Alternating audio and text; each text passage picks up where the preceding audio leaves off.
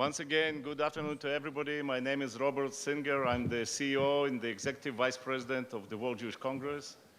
Miracles probably are happening because the organizers of this event took into account that like 50%, 30%, 40% of the people by this time will be helping American economy in Manhattan. And apparently everybody is so interested in what's happening here, and I would like to congratulate you for this.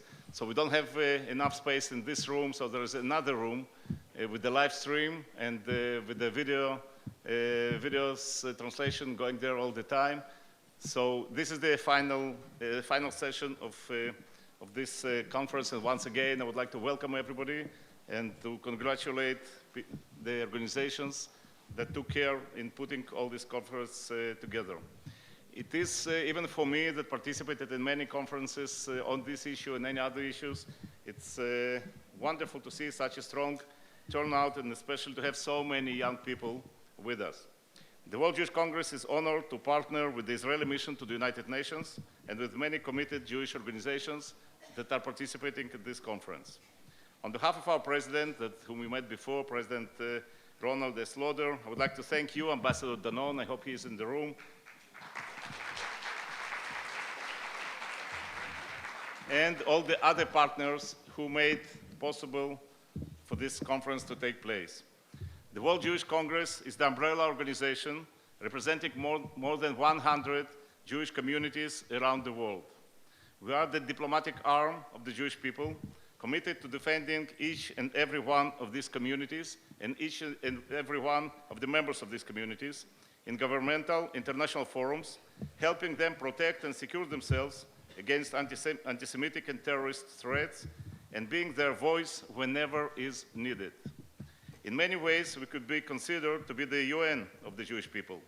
I just hope we are more effective and more unbiased.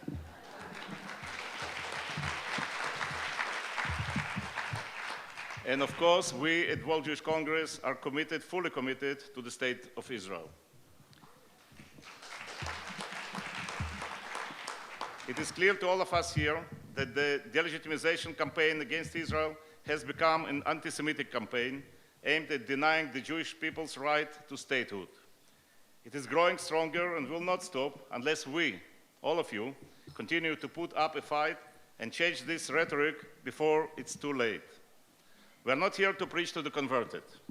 We are here to discuss, in the most practical terms possible, how to contend with the anti-Jewish, anti-Israel winds blowing around us, and to try to come up with the tools necessary to make sure that our opponents don't succeed.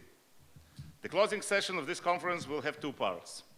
We will begin in conversation with Daniel Birnbaum, CEO of the Israeli SodaStream company, which in recent years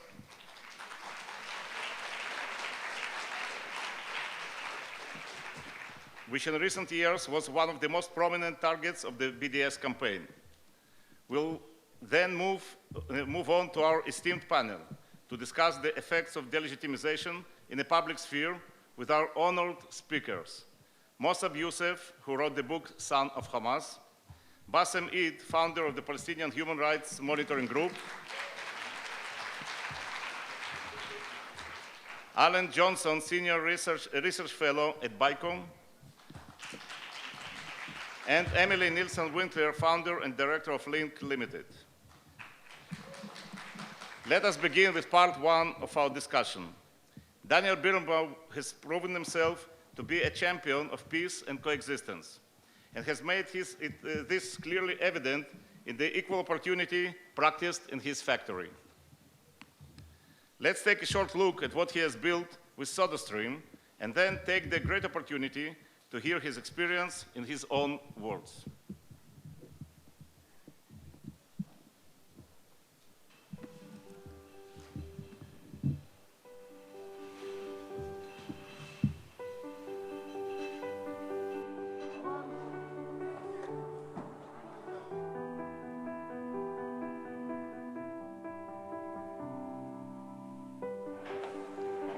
أنا هنادي فلسطينية من مدينة أريحة، بشتغل في الصودا صار لي 3 سنين ونص. كل يوم باجي على الصودا، بحب الشغل كتير هون، مرتاحة فيه وبحب أكمل معه.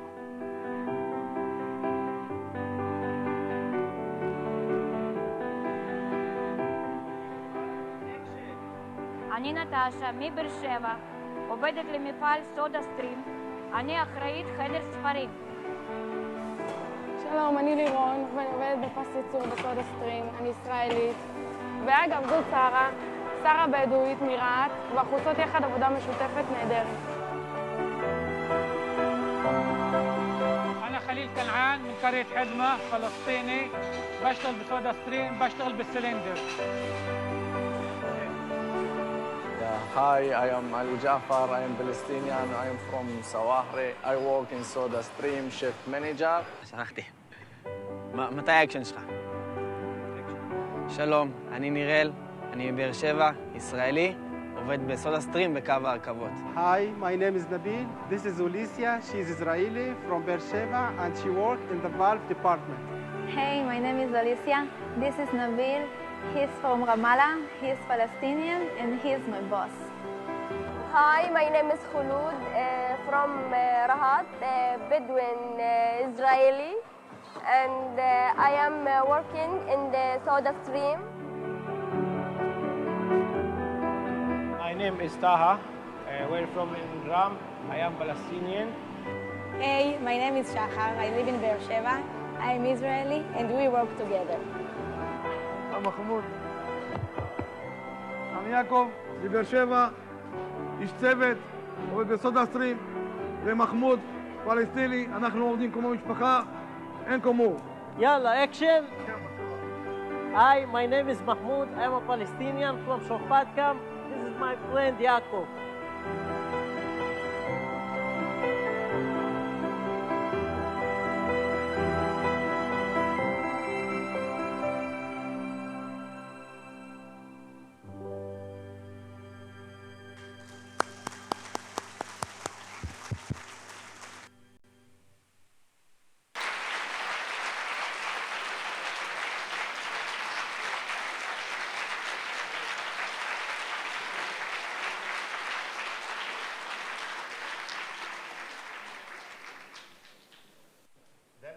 Thank you very much for joining us today. I hope people can hear us. They can. They can. It was wonderful to meet you last week at Ramat Gan and Kfar Maccabiah and start this conversation. It was clear from our conversation then and from this video now that the boycott movement often arms those who it says it wants to protect. I have spent the majority of my life in Israel, having made Aliyah from Ukraine at the age of 15. I was an officer in the army for more than 10 years and spent my formative career years in the Prime Minister's office, from where some of the deepest wells of Israeli policy emerges. The Israel I know from these experiences, at the heart of the Israeli establishment, has proven time and again to be dedicated to democracy and to security. Political winds may change, but there is a good in this system. It is our job to promote this face of Israel, the face of peace, of inclusivity, of coexistence, and most importantly, of democracy. With that said, allow me to introduce to all of you our speaker. Daniel Birnbaum was born in Queens, New York, and made Aliyah at the age of 7. He has served as Chief Executive Officer of SodaStream since January 2007. Prior to that, Daniel was the General Manager of Nike Israel. Daniel holds an MBA from Harvard Business School and a BA from the Hebrew University of Jerusalem. Daniel made SodaStream a huge success, but found himself in the BDS issue, specifically because of the company's main plan in Mishor Adumim. He once said, "We decided to use the factory as an opportunity to offer jobs and professional training to local Palestinians, to serve as a bridge for peace." The European Union's highest court ruled in 2010 that SodaStream was not entitled to claim a Made in Israel exemption from EU customs payments for products made in the West Bank. Severe boycotts and controversies followed in years to come, and in 2014, SodaStream closed its Mishor Adumim location, firing hundreds of Palestinian workers as a result of this. SodaStream is still no doubt a pioneer, both for its product and for its dedication to coexistence. It is my honor to sit with Mr. Birnbaum today to hear the story of his fight against delegitimization firsthand. Let's start, Daniel, with what we call in Hebrew, tachlis, or the essence. You have made a name for yourself as a SodaStream, as champions of civil and human rights and of coexistence. And yet, BDS turned against you as a target. Tell us a little bit about your experience with this. First of all, I'm not used to being asked to speak tachlis. It usually happens naturally. I gotta admit, it's really weird for me to be in this house of shame.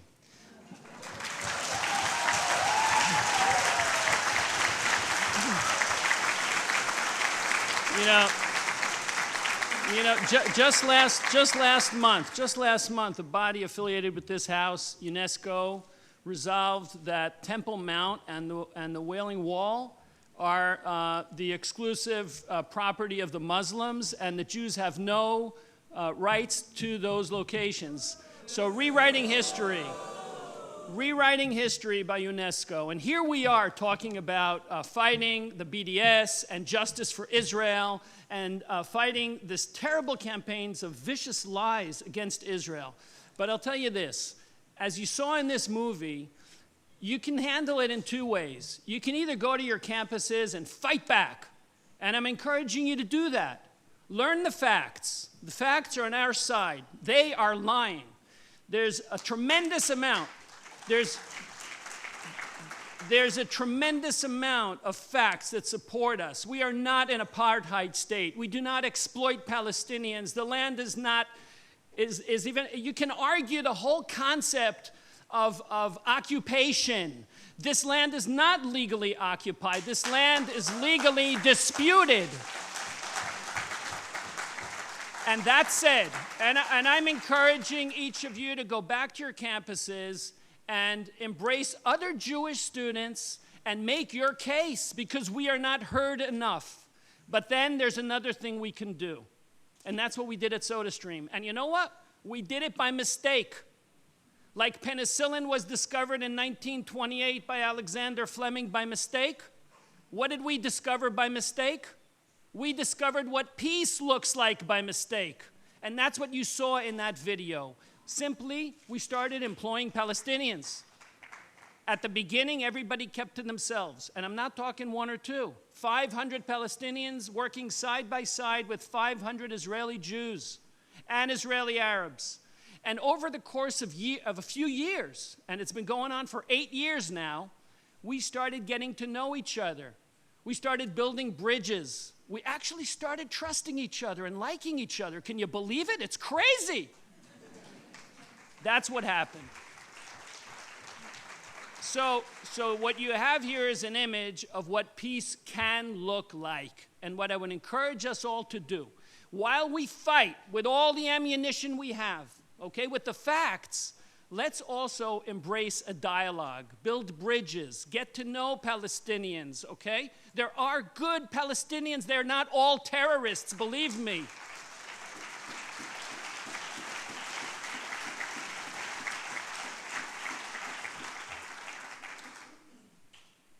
Did you have any other questions? I think we resolved the issue. No, but really, I would like to ask you a question which is a little bit more complicated, and more complicated than one can imagine. At the end of the day, you had to leave Mishor Adomim. At the end of the day, the Palestinians are not working anymore in your factory. Did you give in to the boycott? Yeah, I'm glad I have the opportunity to set the record straight. Sadly, sometimes it appears that the administrations and the media are actually nurturing the conflict. They're nurturing the conflict. They need the conflict in all its various evil manifestations of hate and terror, bloodshed and boycott, because it justifies their administration. And I see it on both sides. I'm sorry. We all love Israel. But I think we can do more to embrace coexistence and peace. And on the Palestinians, side, of course they could do more to stop this terrible incitement for killing and hate. How about a future?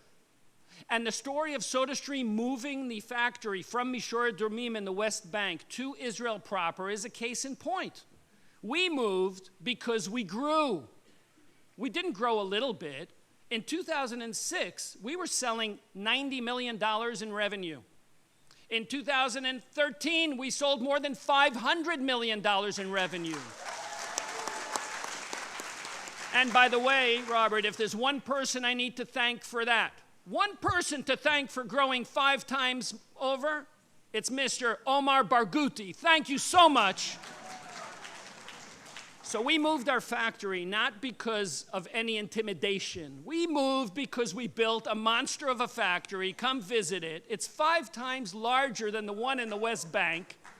We folded factories from China and Turkey and other locations in Israel, and now we have one modern state-of-the-art facility that employs 1,200 people inside Israel in undisputed territory. And by the way, what did the BDS say when we did that? We announced it on October 29th, 2014, 6 months after the famous Super Bowl and Scarlett Johansson. We announced it. By the way, the factory, it took 3-4 years to build, so this is not some knee-jerk reaction to the BDS. It's a plan. It's part of our growth plan. But what did the BDS say? They announced on the day that we said we're relocating inside Israel, they said that now SodaStream is moving outside of occupied West Bank Palestinian land, mind you, this is their language, into occupied Bedouin Palestinian land in the Palestinian Nakeb. The Nakeb, the Negev, became Palestinian. Now, this is not a joke. This, ladies and gentlemen, is a very significant event. A very significant event, because on that day, the BDS announced publicly their true agenda. They are out for the destruction of the state of Israel, not for the liberation of the West Bank, and not for the construction of a Palestinian state, but for the destruction of the state of Israel. So now we know their true colors. You know, Daniel, after we met... give him more, he deserves this. No, but after we met in Ramat Gan, you know, I came back home and I had a meeting with both of my daughters, and I told them that I'm extremely glad that people like yourself are moving the Israeli economy forward and so deeply involved in what's happening in the society. And we discussed what kind of positions you can present at this conference. And you told me that Danny Danon told you, speak up your mind. It's, you're not, this is the opportunity really to have a frank and open discussion. In this room you have people, you have young people who are students on the campuses, you have people representing different organizations, and you have diplomats. What advice you have for them? What can they do in order to make the situation better? And maybe the follow-up question, which I think is politically not correct, and the ambassador will excuse me for this, what should the Israeli government do, or should they do anything in order to move things to a better direction? Allow me to start with the Israeli government, Ambassador Danon. Maybe you can relay this to the government as well, because they're not listening to me. The Israeli government is mishandling the BDS today. The fight against the BDS and the boycott is currently held in 4 government offices. 4. It should be in 1. And that office should be the Ministry of Foreign Affairs. That's where the infrastructure is. We have representatives in almost 100 countries with staff, professionals, no local languages, who are infiltrated in a good way with the media and with student bodies, and that's where all the ammunition should be. The second thing, don't give them an inch. I never gave them an inch. Don't give them an inch. Stop playing victim. The Holocaust is over, okay? SodaStream did not move because of the BDS. So why does a minister in the Israeli government need to say that we moved because of the BDS? The BDS are a fringe group. They could not fill this hall. And the third thing, and this we can all do, is be more optimistic. Plant seeds of hope, a future. Okay, let's stop complaining and playing victims. Let's seed things like you saw in that movie. You can do that. And I want to get to the students now, and to each and every one of us, what we can do in the fight against the delegitimization of Israel, and that is indeed the case. I spoke earlier about building bridges, and that's the name of this conference. But most of the day so far, we've been talking about the battle cry, okay? How to fight the BDS. But if you think about it, at best, if we're successful at blocking the BDS, we'll just be managing the conflict. It's like playing baseball, but never swinging the bat. You can't win. So what we'll have is less terror. Is that good? Not for me. Not for me. I want a better future. I believe in coexistence. I believe that one day, Yavo Shalom, there will be peace. And how do you do it? What I propose we all do is while we combat the BDS with all the firepower we have, and we need to, don't be shy. We have a great story. We have moral superiority.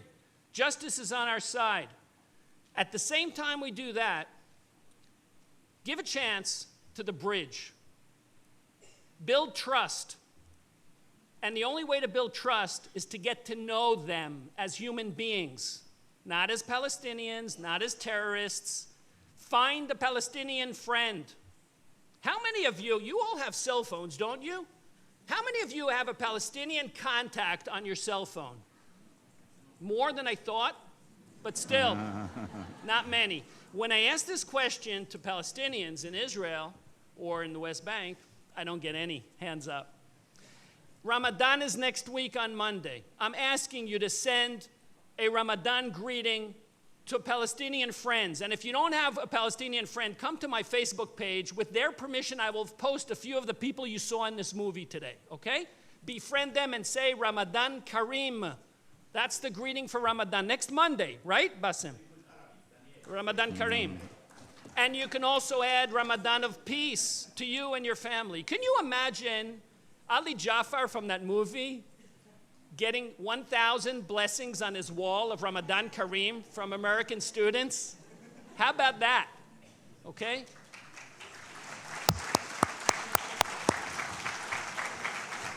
But above all, guys, we've been playing victim for too long. We've been playing defense as Jews for too long.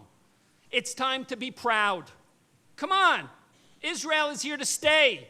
Israel is indestructible. You know, stand up tall. Stand up tall. Don't hide in the library when there's a demonstration going on. Use social media. Go for it. Israel is strong. Israel is moral. We have the strongest military and the best Air Force and Navy, the best intelligence. And you know what we have? You know what we have that no one else has? That Israeli soldier is not only equipped with the best gun, he's equipped with the biggest heart. Yes. And he wants to come home to his family, and he wants to go to the beach, and he wants to travel after the military service. He is not motivated by 72 virgins. So be proud. Be proud of who we are, and rest assured, we will prevail. Lo b'chayil velo b'koach im ki beruchi, not by might and not by power, but by spirit. So show your spirit.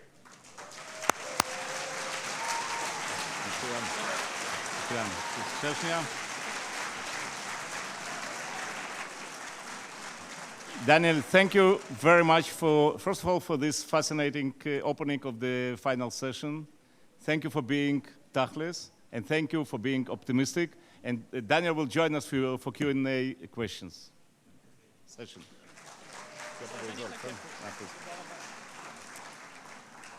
Okay, I would like now to invite our panelists to the stage.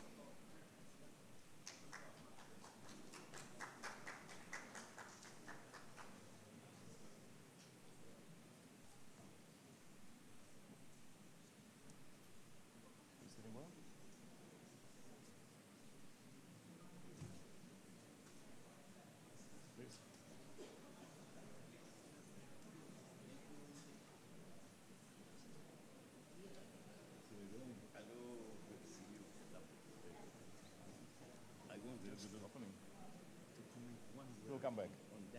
Okay. Yeah. Come here. Okay, come on this side. Yeah. come, we have too many seats. Yeah, sure. הם כבר ישבו אחרת, אז אני לא נעשה. אנחנו יכולים לשנות מהר או... זהו. אוקיי.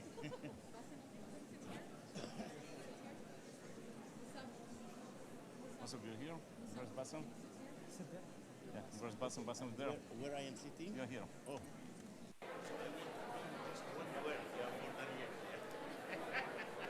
On the 72 virgins, yeah? One word.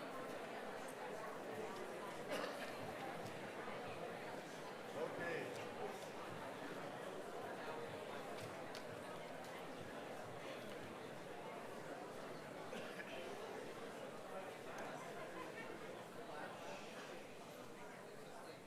Daniel will join us the final Q&A session.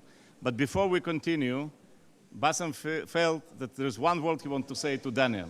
Yes. Daniel? Yes, Daniel. Daniel. Just I want to remind you a very important issue, that a Muslim martyr is not going to receive 72 virgins. He is going to receive one virgin aged 70.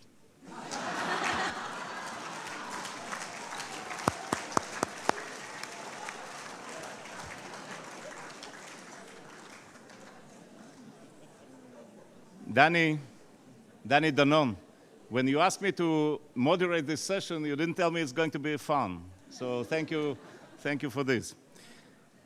The final session of this conference will focus on the effects of the boycott movement in the public sphere. We have looked today at the legal aspects during your sessions, breakout sessions, and the effects of the boycott movement on academia and campuses.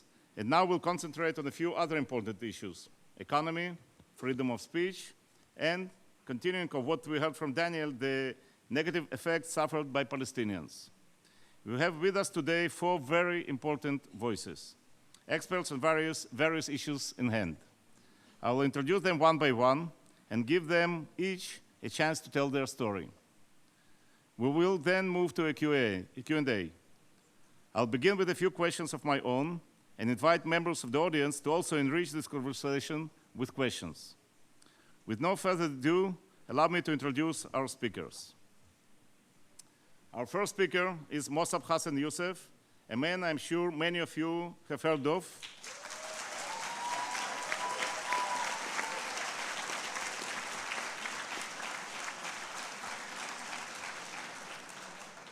And probably have read his book, Son of Hamas, and if you didn't, it's still on the shops, and more than 500,000 copies were already sold only in this country. Mossab was born in Ramallah, the eldest son of Sheikh Hassan Yousef, founder of Hamas in the West Bank. From the time Yousef was young, it was expected that he would one day become a Hamas leader. He already began rising through the ranks as a teenager and was arrested by Israel in 1996. While in prison, he decided to accept a Shin Bet offer to become an informant.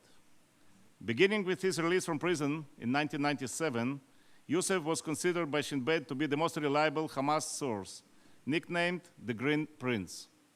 His intelligence information exposed Hamas cells and prevented dozens of suicide bombings in Israel and saved dozens and hundreds of lives.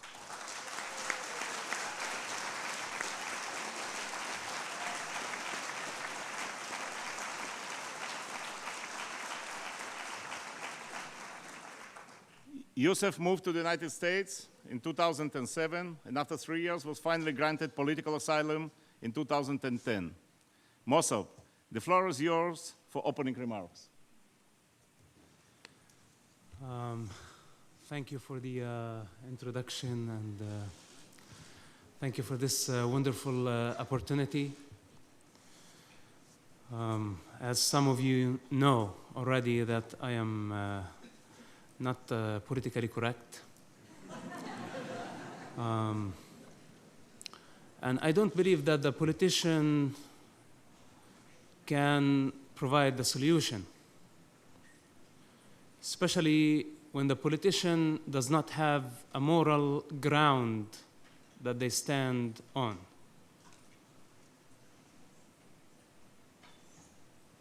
I came up with the allegory of the sheep. Maybe some of you heard me saying it somewhere else. The sheep thinks that the shepherd, their best friend. The shepherd provides water, food, and creates the illusion for the sheep that it's protector. Sometimes wearing a mask, a political mask, in the West Bank or Tunisia or other locations, sometimes wearing an ideological and religious mask in Gaza or maybe other capitals of the Arab world. They have their own way to deceive the sheep and make the sheep dependent on them. But unfortunately, by the time the sheep realized that the shepherd was not their best friend or the protector of their interest, they're already in the slaughterhouse. This is the reality of what's happening in the Middle East. Leaderships of the Palestinian people, my people, by the way, and I have the authority to say this. If they disown me, if they label me as a traitor, they can say whatever they want to say. I sacrificed a lot for the sake of Palestine, of Islam, even of Hamas. I spent 27 months in Israeli prisons. I grew up witnessing the first Palestinian Intifada, and I had no idea what was going on. As a child, I was fed with hatred that Israel was our enemy, and Israel was the source of our suffering. While the Palestinian leaderships, from Yasser Arafat to Mahmoud Abbas to Abu Jihad, all of them were sitting in Tunisia, spending billions of dollars. In the meantime, they were sending children to die, throwing stones, facing Israeli soldiers. I was one of them. They used us. They sent us to the slaughterhouse. They wanted us to die. The shepherd thought, how many sheep I'm going to sacrifice today to get the attention of the world, so maybe we get some more funds. So they decided to slaughter 100 sheep, 200 sheep. Then Hamas came later on, 20 years later, and they did the same thing, using children and women as a human shield in Gaza Strip. Then we have now a new mask for the shepherd, and written on it, BDS, to manipulate the international community, create chaos. They're very good at doing that. Whether you call it intifada, you create chaos. In a state of chaos, you distract everybody, and the thief knows how to find a way. Same thing now, on a global scale. They are manipulating the friends of Israel, the only democracy in the Middle East, the only true democracy. While the shepherd, by the way, is not legitimate anyway. You know, somebody, they sit here in this house of shame. I agree with you, Mr. Daniel. I agree.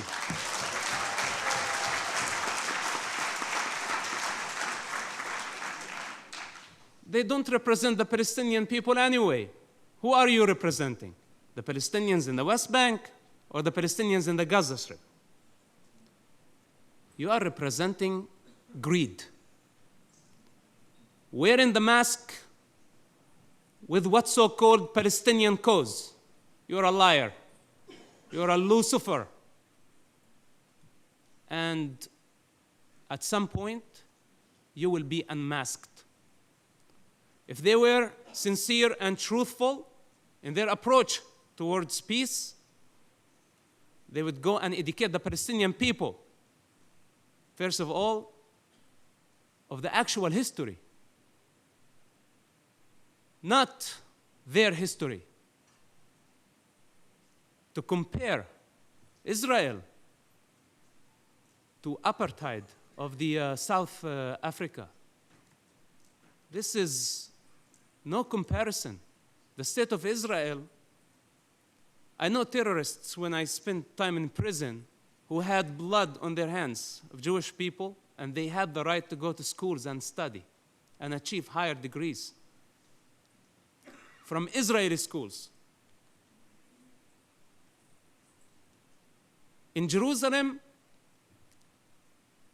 the Israeli government give the Muslims the right to worship on Temple Mount, and in the meantime does not give the right to the Jewish people to practice their religious freedom on Temple Mount.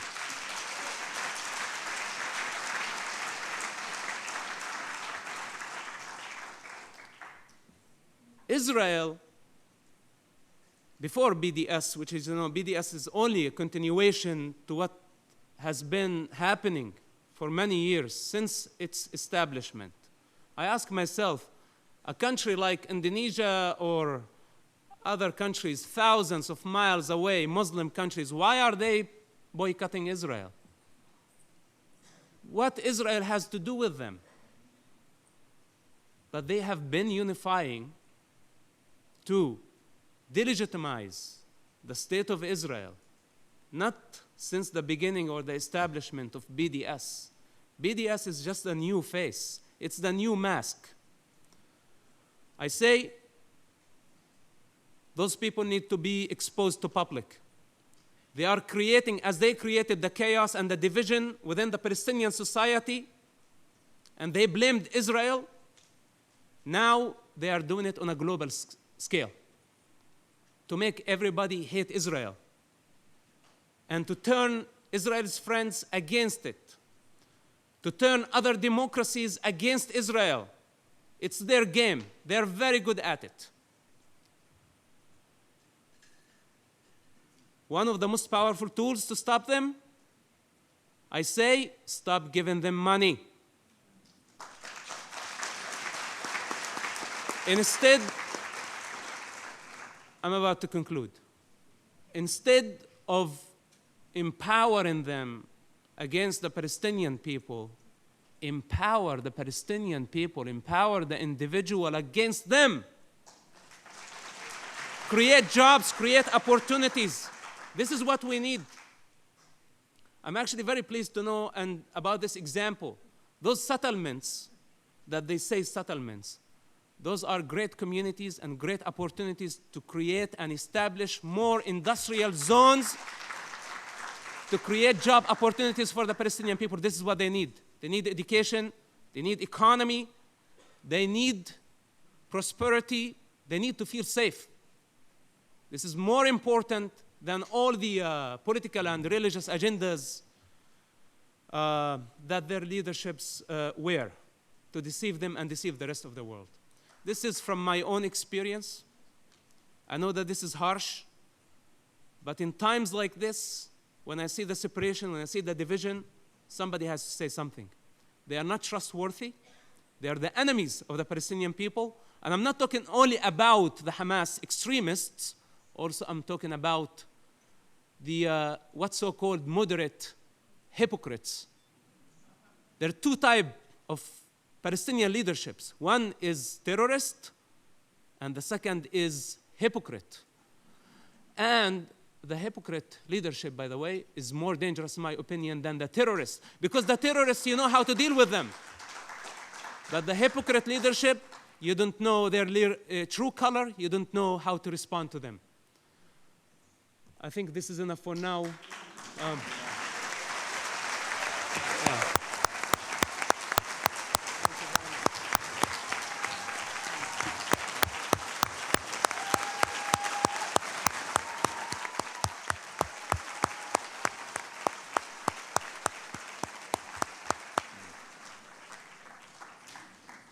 Thank you, NOSAB. After listening to Daniel and to yourself, I already see that we're going to have a very interesting conversation here. Our next speaker is BASSEM Eid, a Jerusalem-based political analyst. human rights pioneer and expert in Arab and Palestinian affairs. BASSEM made a small history yesterday by speaking to a group of World Jewish Congress young Jewish diplomats at the headquarters of the World Jewish Congress. And he was the first Palestinian doing so. He was born and raised in East Jerusalem, in an area that later became the UNRWA refugee camp of Shuafat. He spent the first 33 years of his life in the camp. He rose to the prominence during the first Intifada and was a senior field researcher for BASSEM, the Israeli Information Center for Human Rights. In 1996, he founded the Jerusalem-based Palestinian Human Rights Monitoring Group. In 2007, he assumed the role of chairman of Israel Center for Near East Policy Research. It has publicly condemned the widespread murder of Palestinian dissidents and has come under attack by some Palestinian leaders for revealing human rights violations committed by the Palestinian Authority. BASSEM, you have a special insight about the effect of BDS movement on Palestinian life, and you told us yesterday about this. Please share your views with us. Thank you very much, Robert, and thank you for the many thanks for the World Jewish Congress for giving me such opportunity to appear, at least as a refugee, not as a Palestinian, by the way, as a refugee, to appear at the United Nations General Assembly. I think that this is really very, very valuable. I wish that right now I hold the keys of all of the doors of this building and to lock them within the all employees of the United Nations are still inside. I think one of the major conflict right now around the world is the United Nations rather than the conflicts which is going around all of the world.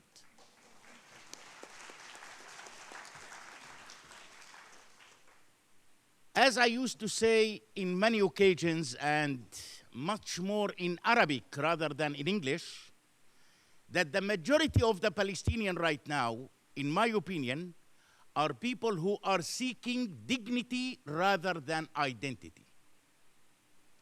I don't think, as a Palestinian, that I have any problem with my own identity. Wherever I am traveling around the world and presenting myself as a Palestinian, everybody recognizing me. But if I will say that I arrived from Abu Dhabi, people probably will ask a lot of questions. Is it nearby Syria, far away from Turkey? Is it in Asia? Is it in Africa, which is an existing country in the Gulf? So dignity, in my opinion, the most important thing. And here, where we should have to focus our criticism towards the international community, that since the Oslo Agreement until today, no one country around the world tried to focus on the economic issues and the economic prosperity of the Israeli-Palestinian conflict.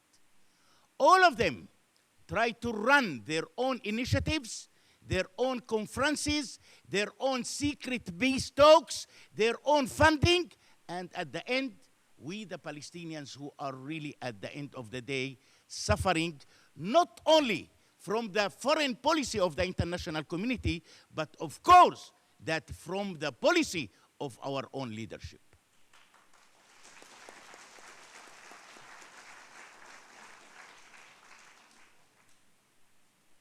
I think that when we are talking about dignity, that means that the Palestinians are seeking a kind of an economic prosperity. And only via an economic prosperity, dignity can be achieved. If you will come today to most of the Palestinian workers, I believe that 99% of the Palestinian workers right now prefer to work inside Israel rather than to work under the Palestinian Authority in the West Bank.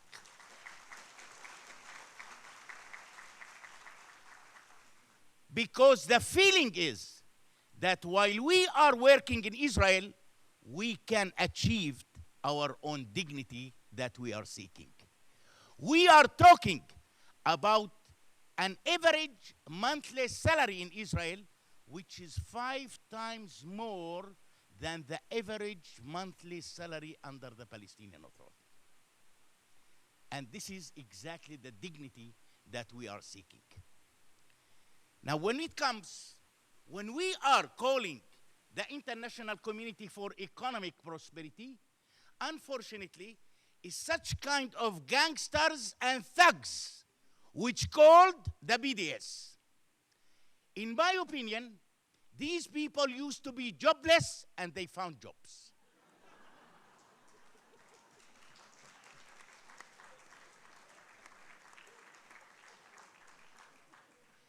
It is very, very, very comfortable for such kind of gangsters and thugs to act and to function in the United States and in Europe rather than in the West Bank and Gaza, by the way.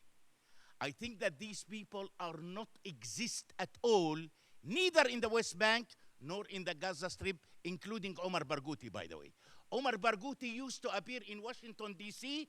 and in Frankfurt, but not in Balata refugee camp. Now, on the other side, I am a person who believes that if one of the BDS will come one day or appear one day in front of the Palestinians in one of the refugee camps and calling the refugees to boycott Israel, I believe that the refugees are going to throw shoes on them. Because we should have to think in the other direction. Imagine if tomorrow morning Israel will decide to boycott the Palestinians. What will happen? Will the United States provide us with jobs? Will Germany start feeding 4 million Palestinians in the West Bank and in the Gaza Strip? I don't believe so. So looks like that not only the Arab leader who used to victimize the Palestinians, not only the international organizations like the UN who used to victimize the Palestinians, not only the Palestinian leadership who are still victimizing the Palestinians, we have such kind of horrible organizations. By the way, it's not only by the BDS itself. There is a much more horrible organization called the Jewish Voice for Peace. It's unbelievable. Unbelievable. I think that the main mission here of the BDS is how to destroy the state of Israel, but unfortunately, they are trying to use us. Because everybody wants today to focus his own incitement and hatred towards Israel. He is trying to hide himself behind the Palestinian people. And this is one of the tragedies of the Palestinian people, that we don't have right now a strong Palestinian leadership, at least to defend us from those who are trying to victimize us. Thank you very much.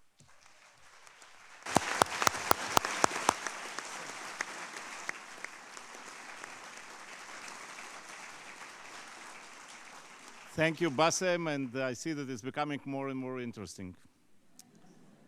Our next speaker is Alan Johnson, the Senior Research Fellow at BICOM, the British-Israeli Communications and Research Center. Alan is the editor of Fathom, a quarterly journal and the website. He was a professor of democratic theory and practice at Edge Hill University before joining BICOM in 2011. Alan completed a study for the UK government examining journeys taken by the young British Muslims in and out of extremism and developing strategies to counter radicalization. He blogs weekly at Daily Telegraph and World Affairs and is a regular commentator for BBC and Al Jazeera. Alan, I invite you to elaborate a little bit what you've seen through your work. Thanks very much, Robert, and thanks to the WGSC for the invite. It's great to be here. Sometimes people start by saying, follow that. In my case, it's follow that, and follow that. So hopefully you'll bear with me. This morning in the first session, somebody said things unacceptable only a few years ago are acceptable today. And we heard from Frank Luntz in the last session about some of this really terrifying statistics about student opinion in the US.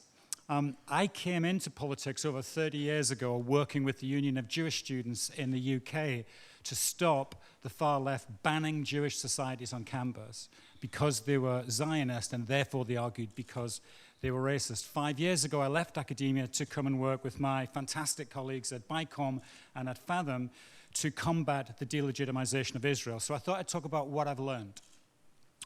I think we face a formidable enemy. I agreed with almost everything Daniel said, but in this case, I think they could fill this hole, and I think we do need to take the full measure of the enemy we face. I think it has three huge strengths: a coherent ideology, a powerful social movement, and some deep social and cultural roots and trends quite central to our democratic societies. We are talking about a 50-year-long development of a coherent, intellectual, powerful narrative, a demonizing framework, a system of concepts and a lexicon, which I call anti-Semitic anti-Zionism, that's imprisoning a lot of our young people and some of our older people, our editorial boards, our broadcasters, within this prism of concepts. And we know what they are. Zionism is racism. Israel is nothing but a settler colonialism, founded in original sin with the Nakba and an ethnic cleansing. It's now building an apartheid state, and as Ian Pape argues, and these are his words, engaged in an incremental genocide of the Palestinians. At its worst, this is now merging with some older anti-Semitic tropes, ideas, and images, that which the demonized Jew conceived collectively, conceived as an essence, conceived as malign once was, Israel now is. And we can see this mapping over the older anti-Semitic ideas.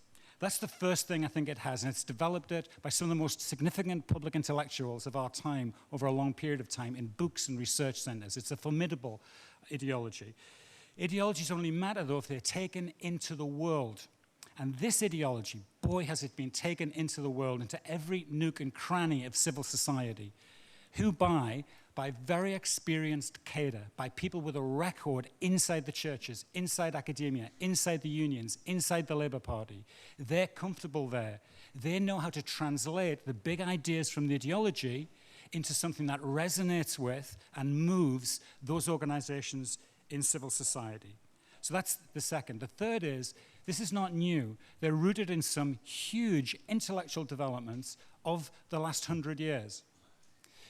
People don't understand fully the impact of the Communist Party's Cold War era anti-Zionist campaigns. They ran for decades.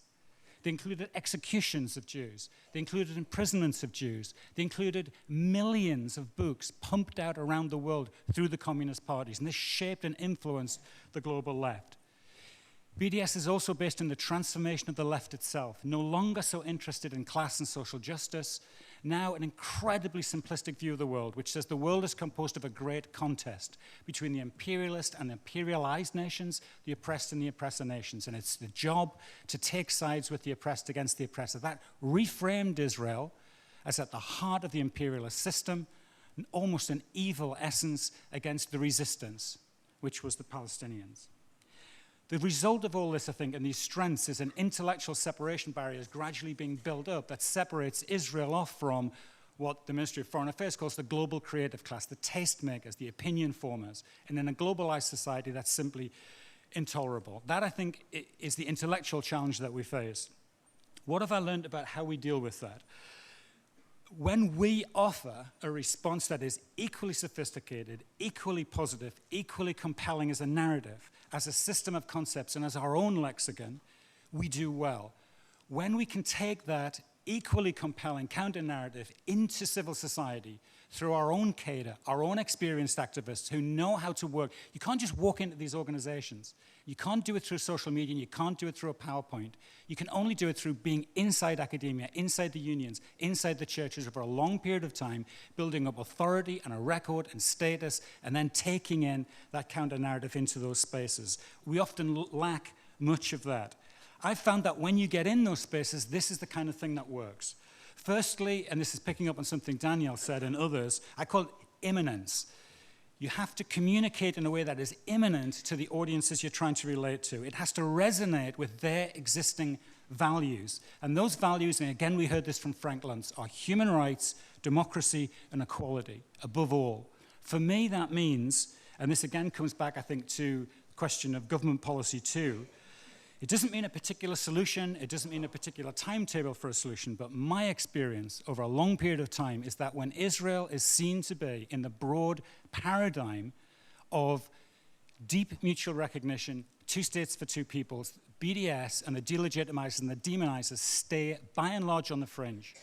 To the degree, fair or unfair, that Israel is perceived to vacate that paradigm, nobody thinks there's a solution tomorrow, but to vacate that paradigm in principle and voluntarily, the BDS movement certainly, if you talk to them, think that's their opportunity to bleed from the fringe into the mainstream.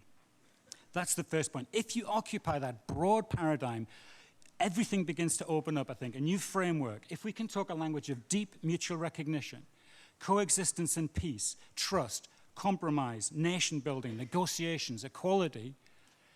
I've been on campuses in which we've taken measures of the vote before and after, who's in favor, who's against the two-state solution or BDS and so on. It's possible to win over. Exeter was an example of this, 70 to 80% of the room over the course of the evening, if you occupy that kind of a space. I think also what that does is it reframes BDS itself.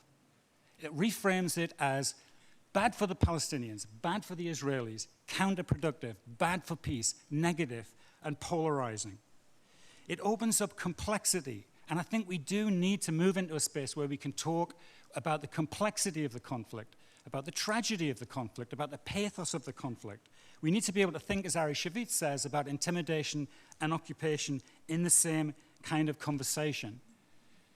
If America's becoming more European, and I think some of the statistics we got from Franklin suggests maybe it is, then one thing to think about and to talk through is an idea that often circulates in Europe, that actually the approach which says we're pro-Palestinian, pro-Israeli, pro-peace, we're talking solutions, not sides, is one that's worth looking at.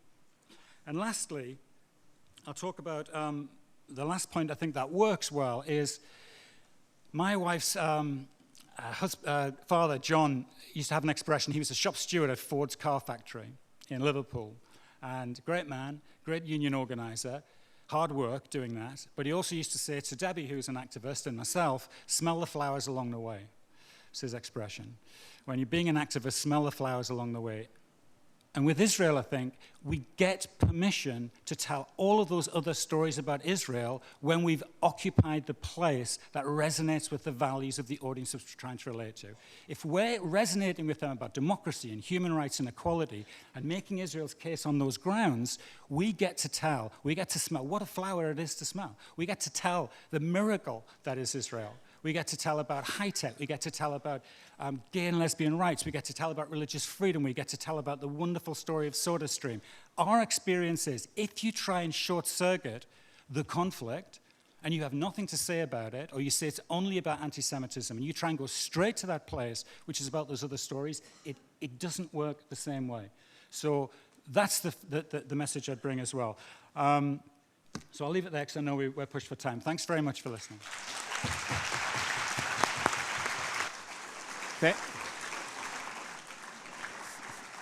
Thank you, Alan. I hope America is not becoming more European, at least as far as the relations with Israel or attitude towards Israel is concerned. Allow me to introduce our final speaker, Emily Nilsson-Winkler. Emily is the founder and director of Link Limited, an Israeli company that facilitates business ventures between Israeli entities and the global markets. Due to its business nature, Link deals with the BDS movement head-on a daily basis. Emily previously worked at the Hebrew University in Jerusalem in the Department of International Relations, in the office of the Israeli President Shimon Peres, and at the Council of Foreign Relations in Washington, D.C. She served as an intelligence analyst at the Israeli Defense Forces. Emily, please tell us a little bit more about Link's experience in the face of the boycott movement, but please try to keep it short. Okay. Thank you for having me, and it's an honor to be the last speaker of such a conference today. It was an honor to take part in. I want to, and I will be brief, tell you why I ended up starting my company. It's probably a little bit odd for some people to have a panelist speaker that is part of a company and maybe not an organization or a politician. But I'll also warn you that because I'm a businesswoman, I don't even know what politically correct is, so don't expect it in what I'm going to say. A little bit of background.